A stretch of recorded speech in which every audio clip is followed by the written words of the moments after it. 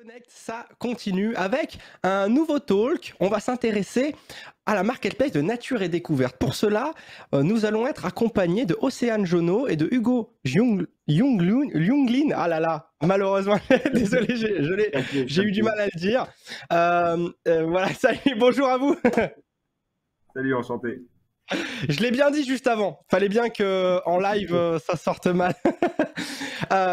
Donc vous allez nous parler de votre stratégie, de l'omnicanal qui est au cœur de votre stratégie à nature et découverte. C'est bien ça? Exactement. Oui, exactement. Alors avant de vous laisser la main sur ce sujet très intéressant, eh bien je vous rappelle que vous pouvez interagir. Il y a un chat qui est mis à votre disposition. Vous êtes peut-être au bureau, vous êtes chez vous, mais en tout cas, n'hésitez surtout pas. Si vous avez la moindre question, si vous souhaitez donner votre avis, eh bien, utilisez-le. Il est fait pour ça. Ça y est, j'ai écorché le prénom, je vous ai présenté, donc je peux vous laisser la parole pour nous présenter la stratégie avec l'omnicanal au cœur pour la marketplace de nature et découverte. Super. Alors bonjour à tous.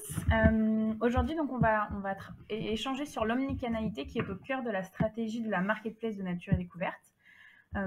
Au sommaire, nous allons vous présenter brièvement l'écosystème de nature et découverte, qui on est et qu'est-ce qu'on y fait, et on vous présentera par la suite la marketplace, notre fonctionnement et nos critères de sélection, comment est-ce qu'on référence de nouveaux partenaires sur notre plateforme.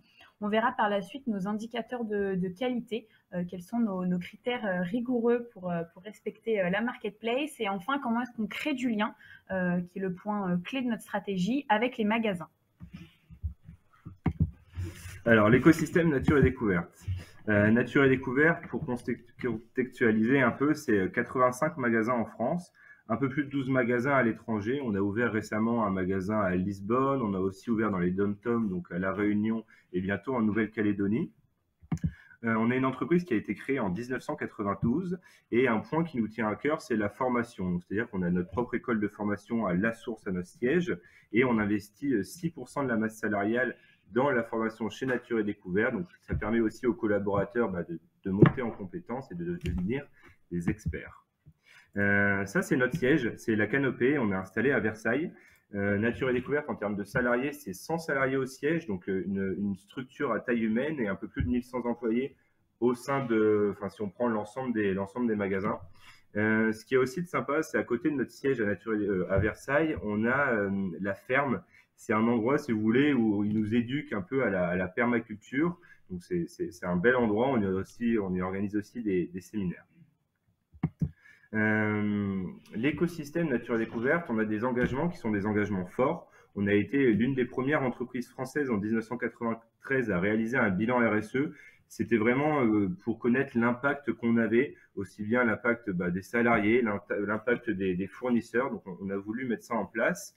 La fondation, elle a été créée il y a 26 ans de ça.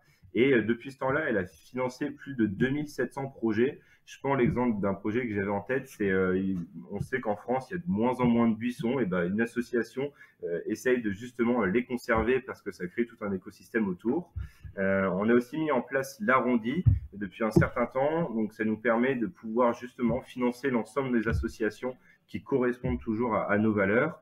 Et enfin, la certification B Corp depuis 7 ans. Ça, c'était vraiment pour mettre en avant le fait qu'on soit engagé aussi bien d'un point de vue environnemental que sociétal. Ça, c'est notre maillage associatif. Donc, c'est-à-dire qu'on est un peu présent partout en France, aux 4 coins de la France. Et dans chacun de ces endroits, on a mis en place des expériences, des activités. On a des expériences, par exemple, si vous souhaitez faire l'anniversaire de votre enfant, vous pouvez très bien l'organiser chez nous pour lancer des défis, connaître un peu plus la nature. On peut aussi organiser des sorties autour de chaque magasin pour découvrir son environnement, la forêt qui est autour de chez soi. Et enfin, on peut aussi organiser des événements au sein des magasins de nature et découverte grâce à nos guides conseils qui ont une connaissance sur un sujet que vous souhaitez faire partager autour de vous. Donc ça, c'est vraiment des expériences et des activités qu'on apprécie de vous faire partager. Notre marketplace en tant que telle. Alors, quelques chiffres clés. La marketplace, elle a été créée en 2014 et depuis ce temps-là, elle est toujours en continuelle croissance.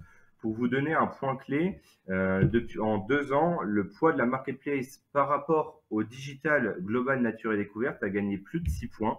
Et un chiffre clé par rapport au nombre de personnes qui sont venues sur notre site l'année dernière, on était à plus de 38 millions. Si on regarde ça d'un point de vue chronologique, donc Nature et Découverte créé en 1992, 10 ans après, on a ouvert notre site marchand.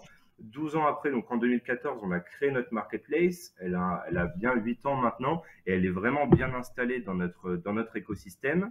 1 an plus tard, on développe le store to web, c'est-à-dire avoir la possibilité depuis nos points de vente physiques d'acheter aussi bien un produit Nature et Découverte, mais surtout un produit marketplace. 1 an après, en découle l'internationalisation. Alors, Nature et Découverte, c'est une entreprise qui est très franco-française, mais on travaille quand même pas mal avec nos pays limitrophes. Donc, ça a permis de pouvoir commander depuis ces pays-là. On a toujours pour envie et pour souhait de dynamiser, d'animer notre offre. C'est pour ça qu'en 2019 et en 2021, on a effectué 2 lancements. Donc, le lancement mobilier décoration d'un côté et le lancement sport aventure de l'autre. L'idée, c'est toujours de réaliser des lancements sur des catégories qui correspondent à notre ADN, mais surtout pour répondre à un besoin que nos clients souhaitent trouver chez nous. Un dernier point, ça a été le lancement de iAdvise en 2020. Ça permet, si vous voulez, d'offrir une expérience et un conseil qui soit proche de celui qu'on trouve en magasin, mais sur notre site internet. Donc, c'est un chatbot où une personne est là, une personne de Nature et Découverte est là pour vous conseiller. Alors, voici nos 8 piliers de la marketplace. On est une marketplace sélective, c'est-à-dire qu'on va être très sélectif sur les partenaires avec lesquels on travaille et sur les produits qu'on propose. Pour vous donner un exemple, il y a 2 ans, on a mis en place une stratégie d'écrémage. Notre volonté, c'est vraiment de proposer des produits qui sont vendus et commercialisés sur notre site. Et donc, certains produits qui ne sont pas commercialisés, on les désactive. L'intérêt derrière, c'est d'avoir une expérience utilisateur qui soit le plus optimum possible et de retrouver dans nos pages de liste des produits qui correspondent à ce que le client veut trouver chez nous. On est complémentaire, ça c'est vraiment aussi un point phare pour nous par rapport à l'offre de Nature et Découverte. On viendra toujours dans la complémentarité des produits et c'est là où on arrive au point de premium parce qu'on est complémentaire haut de gamme. L'intérêt, c'est de ne pas avoir de frontalité avec les produits de Nature et Découverte, mais justement de pouvoir proposer une offre plus haut de gamme. Derrière, on est en termes de taille, on est une petite structure, on est une petite équipe. Notre volonté et notre souhait, c'est vraiment de travailler avec nos partenaires de la phase de bench à la phase de prospection, de les accompagner sur la mise en ligne des produits et aussi sur toute la phase d'account management. Donc, on est vraiment très, très proche de nos partenaires et on les accompagne tout au long de notre relation. Notre volonté, c'est aussi de trouver des pépites. On va beaucoup bencher sur des sites de crowdfunding. Pour vous donner un peu un chiffre clé, 40% de nos nouveaux partenaires, c'est la première fois qu'ils sont présents sur une marketplace chez nous. Donc ça illustre vraiment notre volonté de travailler avec des artisans, avec des commerçants et de vouloir mettre en avant leur savoir-faire. Par rapport à la concurrence modérée, on a toujours cette volonté de proposer une offre pour un besoin. On travaille avec un certain nombre de partenaires, mais on n'a pas pour projet d'être très exhaustif sur les partenaires, mais au contraire de bien travailler avec eux et de bien gérer ce point-là. En ce qui concerne la visibilité, on travaille conjointement avec notre équipe e-merchandising sur notre site internet. L'idée, c'est d'avoir un algorithme qui allie produits stockés, produits marketplace, les top ventes et les nouveautés, donc vraiment de travailler ensemble sur ce point-là.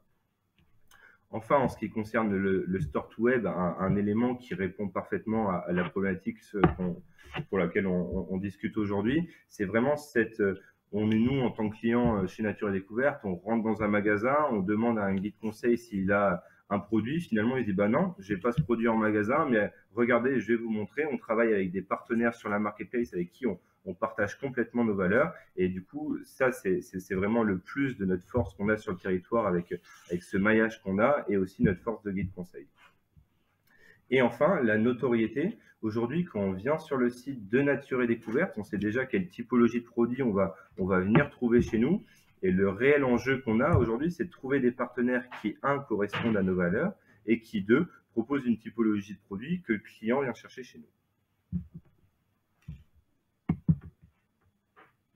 Concernant nos critères de sélection, comment est-ce qu'on cherche de nouveaux partenaires et comment est-ce qu'on les intègre? On a 5 piliers principaux. Le premier, ce serait d'être en adéquation et d'avoir un cahier des charges quasi similaire aux achats, donc qui sont les chefs de produits chez nous en interne. Ça va permettre de pouvoir recommander au magasin par la suite nos produits sur le même pied de confiance que les produits que l'on appelle stockés, donc les produits nature et découverte. On va aller chercher notamment des produits de niche, des produits que l'on ne voit pas partout, qui sont un petit peu différents. Nature et découverte est une référence aujourd'hui en cadeau. On sait qu'on vient en magasin parfois pour trouver des produits un petit peu différents ou atypiques. C'est notre volonté, et on va surtout travailler majoritairement avec des petites structures, des sociétés à taille humaine, des startups, des auto-entrepreneurs, des sociétés qui viennent de se lancer, qui ont en général de super produits à faire découvrir. Donc nous, on permet de leur donner ce coup de boost, cette visibilité. On travaille avec ces petites structures pour qu'elles puissent obtenir des certifications. On intègre des partenaires qui ont en tout cas au maximum des certifications. Vous connaissez sur l'alimentaire, notamment la petite feuille verte, donc agriculture AB bio. Ça peut être également sur les cosmétiques et le maquillage avec un organisme certificateur type EcoCert, ou encore sur nos bijoux pour les pierres, avec notamment la certification de l'authenticité des pierres, avec certifié par un gémologue. Donc tout ça, c'est un travail de longue haleine que l'on essaie de mettre en place. On obtient ces certifications, et parfois les petites structures avec lesquelles on travaille n'ont pas forcément les moyens, les budgets pour se payer ces certifications-là. Donc c'est vraiment, on les accompagne dans cette phase de transition. Et pour finir, on travaille vraiment avec des entreprises européennes.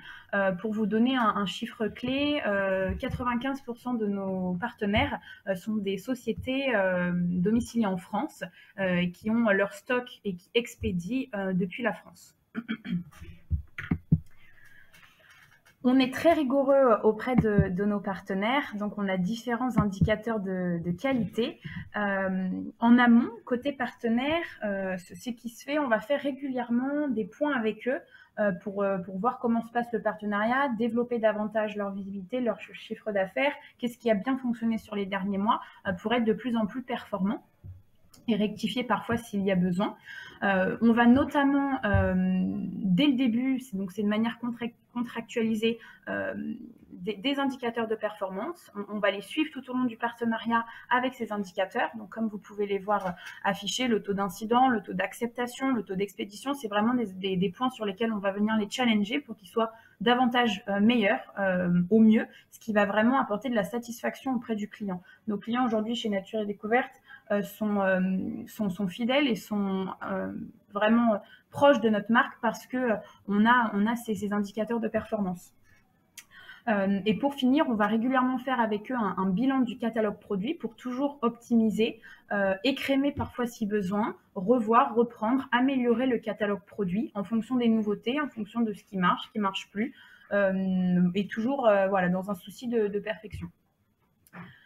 Tous ces points-là, ça permet aussi côté client de favoriser ces indicateurs côté client. On va notamment mettre sur la page vendeur donc un label top vendeur. Ce sont certains vendeurs qui ont donc une qualité de service irréprochable que l'on fait une fois par mois. Ils peuvent obtenir ce label top vendeur, donc c'est affiché sur leur page sur le site, et ça permet de réconforter le client quand il tombe, quand il obtient, il voit cette page vendeur-là lors de ses achats. Et également sur cette page vendeur, il y a donc des avis vendeurs, et vous avez un storytelling, une description et une image de société. Ce sont des points qui nous tiennent à cœur. On travaille vraiment pour humaniser la relation avec nos partenaires. On ne va pas leur demander par exemple en image de société un logo ou leur entreprise. On va vraiment demander une photo d'eux, des fondateurs, des gens qui travaillent derrière,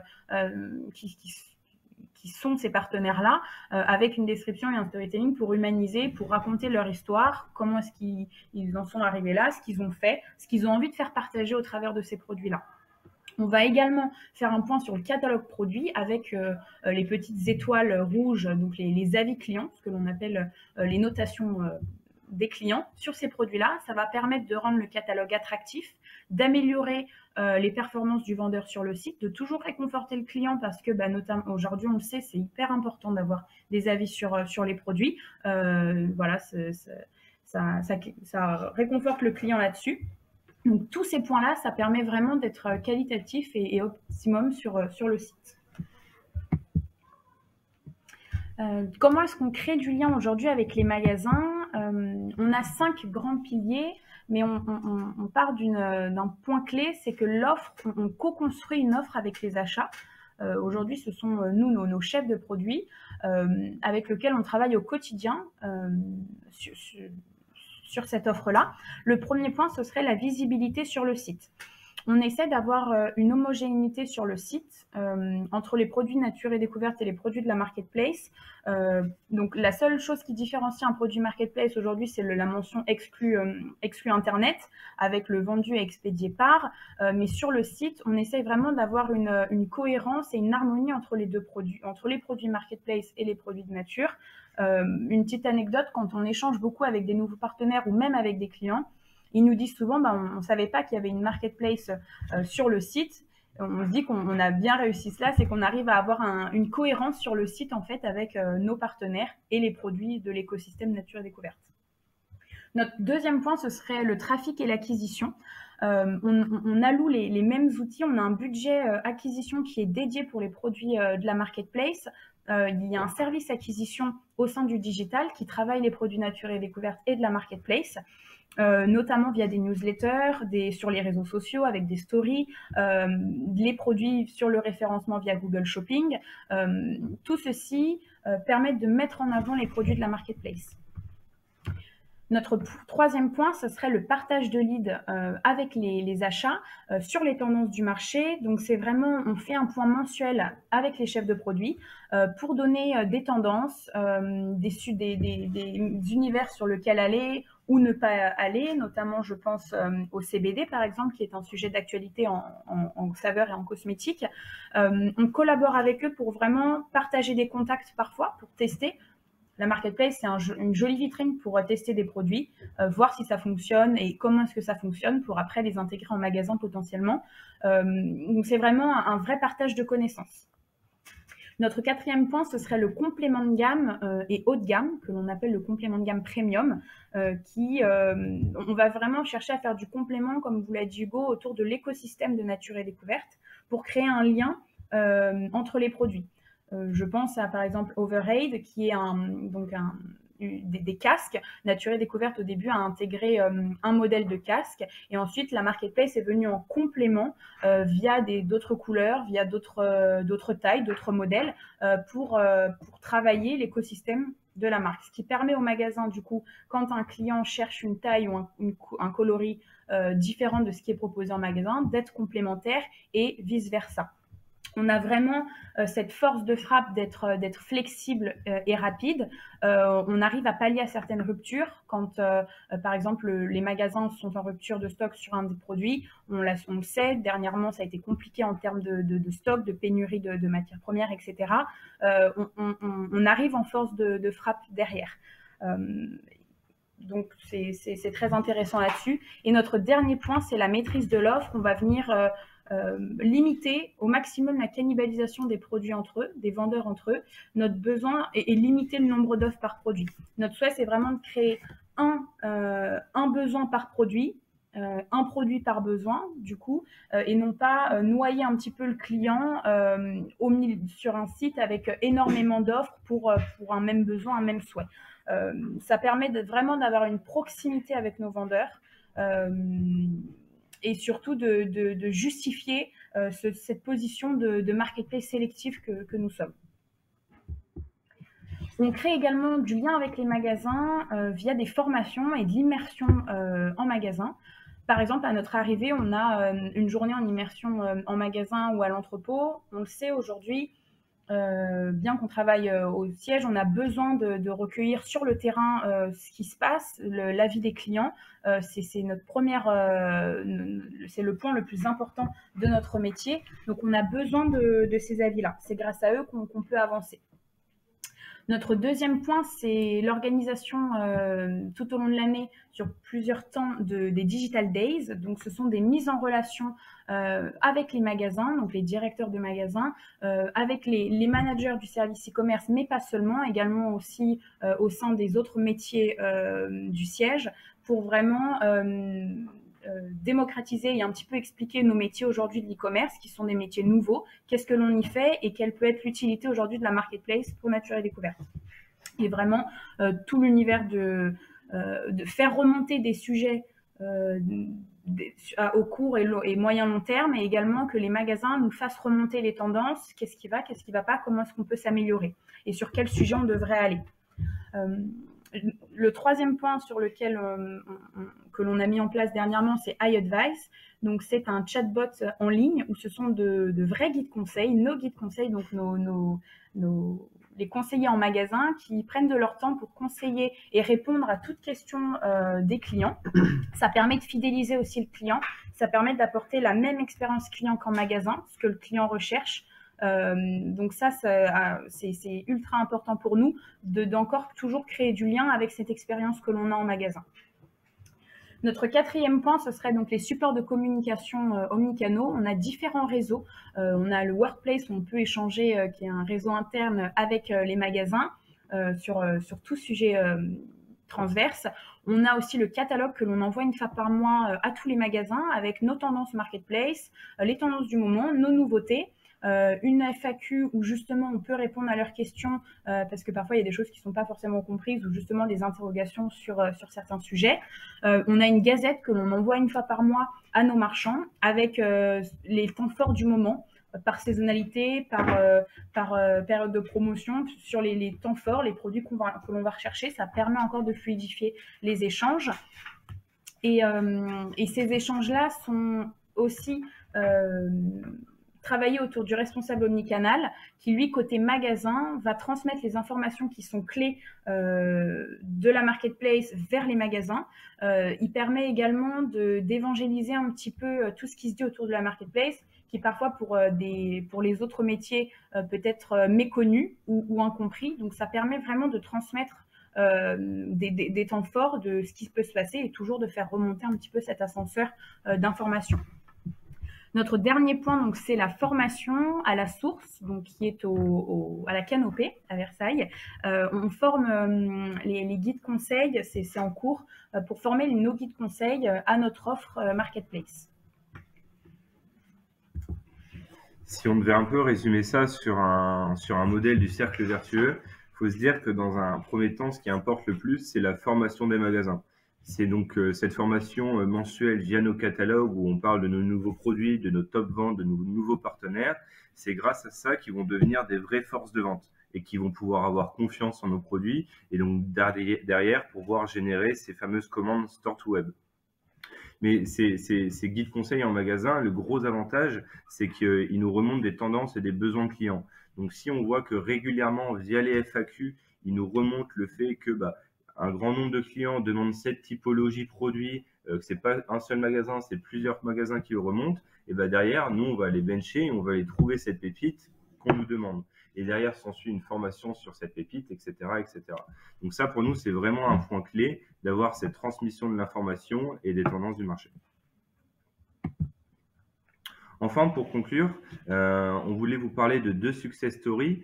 eLight, qui est une solution pour s'endormir, et Bookinou, qui est en fait un livre pour vos enfants, ou si vos enfants adorent une des histoires, l'un de vos proches peut raconter cette histoire et Bookinou l'enregistre, ce qui permet à la fin de la vacance, on a toujours l'histoire que papy a racontée et lui, il peut l'écouter avant de s'endormir.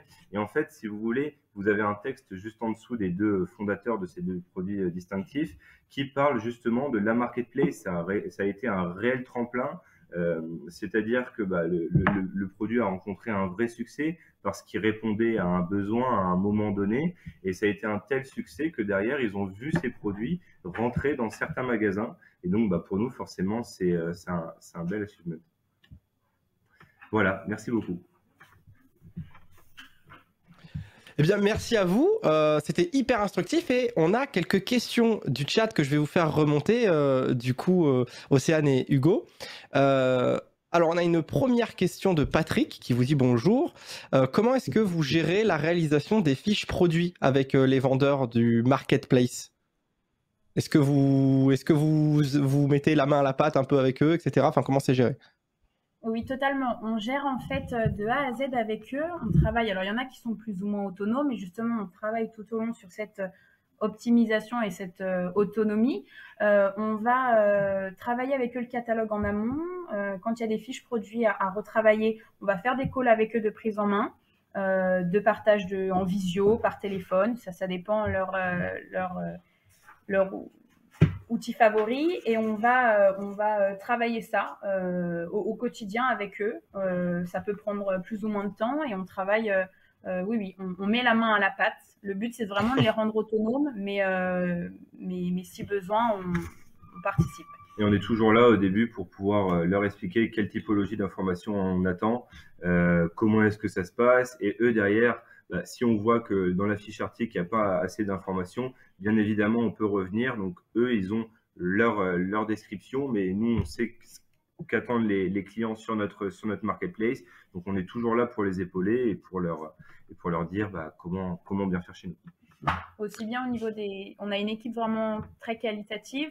Donc, du coup, on travaille avec eux pour optimiser leur catalogue tout au long du partenariat, que ce soit au début pour la création de leurs fiches produits, que l'optimisation de celle-ci. Voilà, on veille au grain à l'optimisation du catalogue de manière régulière. On parle d'omnicanal. Tristan, du coup, nous demande comment est-ce que vous gérez les retours produits en magasin lorsque ces produits viennent de la marketplace? Est-ce que ça change quelque chose? Alors finalement, un produit, donc si on prend un produit qui est acheté en fameux store to web, si le client souhaite retourner son article, il retournera l'article directement au vendeur qui l'a commercialisé. Tout à fait. Il le renverra pas au magasin là où il a pu faire son acte d'achat. C'est bien ce qui est précisé lors des différents mails qu'il va recevoir au fur et à mesure des étapes de sa commande. Mais bien évidemment, alors c'est potentiellement une idée, mais dans un premier temps, on renvoie ce produit à l'expéditeur. Tout à fait. On a un process qui a été mis en place et surtout, on a lors de l'onboarding, on demande des choses vraiment précises, l'adresse postale de retour, les modalités de retour, ce qu'accepte le partenaire en fonction forcément des délais de rétractation, des modalités de retour, tout ça. Mais lui, ses conditions, il faut que ce soit bien clair justement sur la page vendeur. Il a une partie modalité de retour où il fait part de cela. Alors, voilà, en général, il renvoie au partenaire le produit initial. Et bien évidemment, parfois, il y en a qui se trompent. Donc, ça se peut qu'on reçoive des produits marketplace directement à l'entrepôt de Nature et Découverte. Et dans quel cas, on a mis en place des points hebdomadaires. À chaque fois que les entrepôts reçoivent un produit qui correspond à un produit marketplace, on est organisé pour que ce produit aille directement ou soit envoyé à l'expéditeur, notre partenaire commercial marketplace. Ok, bon. Communication au moment de l'achat. Oui, exactement. J'avais une question également là de mon côté, ça vient pas du chat. C'est est-ce qu'on peut avoir un ordre de grandeur, un espèce de ratio peut-être entre les ventes en ligne des produits Nature et Découverte et le pourcentage des produits issus de la marketplace? Alors ce que je peux vous dire, c'est que ça a évolué de plus de 6 points justement entre 2019 et 2021. Et en 2020, le chiffre d'affaires, la marketplace représentait 32% du chiffre d'affaires global e-commerce, dans lequel on entend e-commerce, click and collect et marketplace. Très bien. Alors, il y a une autre question qui vient d'arriver.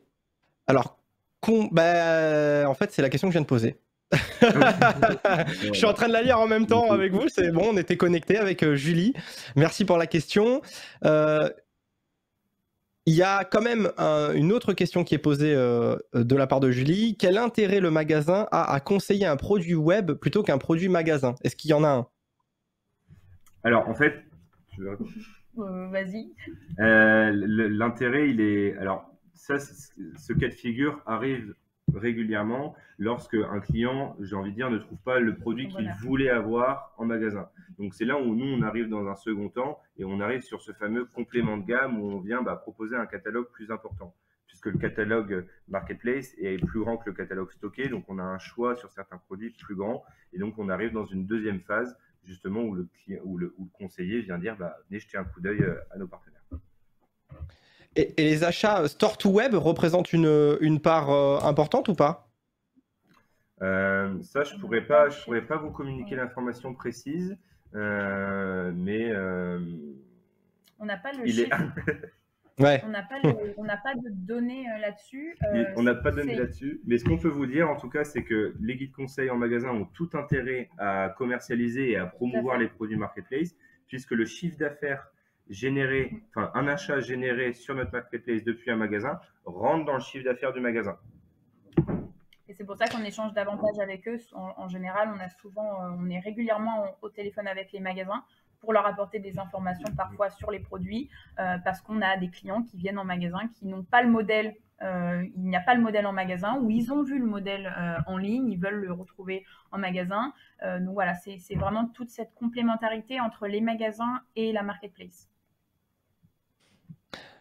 Patrick qui demande quelle est la commission moyenne prise aux marchands avec ou sans frais de port, TTC ou hors taxe? On a une commission qui est unique. On a une commission unique globale pour tout univers confondu. Et c'est une commission qui est calculée donc hors taxe sur un montant TTC, frais de port compris. C'était ça la question? Oui. Yes.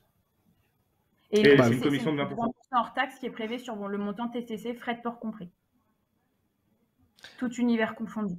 Donc que ce soit de l'astronomie ou que ce soit un produit en saveur ou un produit en puériculture, ce sera le même taux de commission.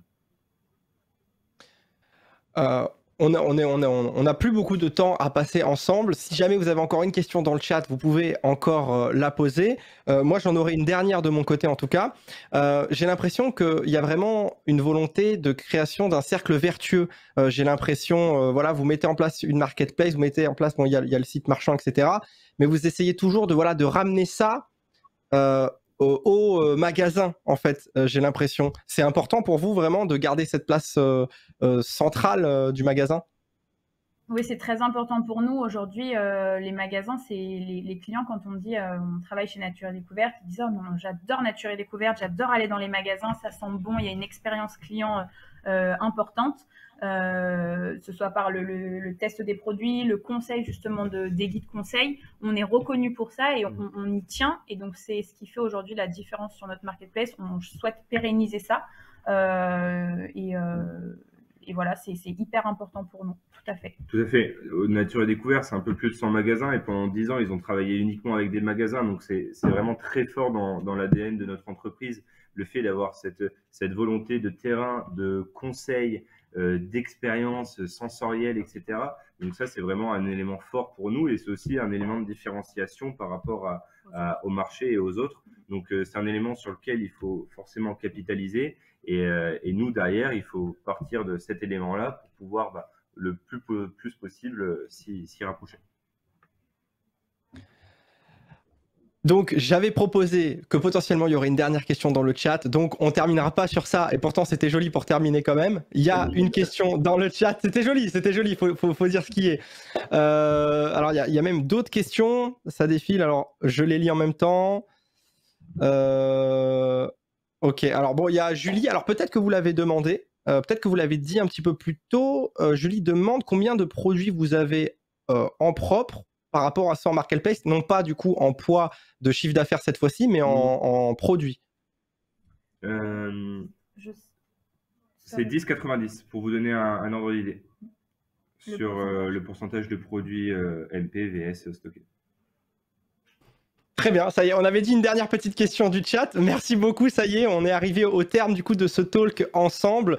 On a parlé du coup de l'omnicanal de la marketplace Nature et Découverte.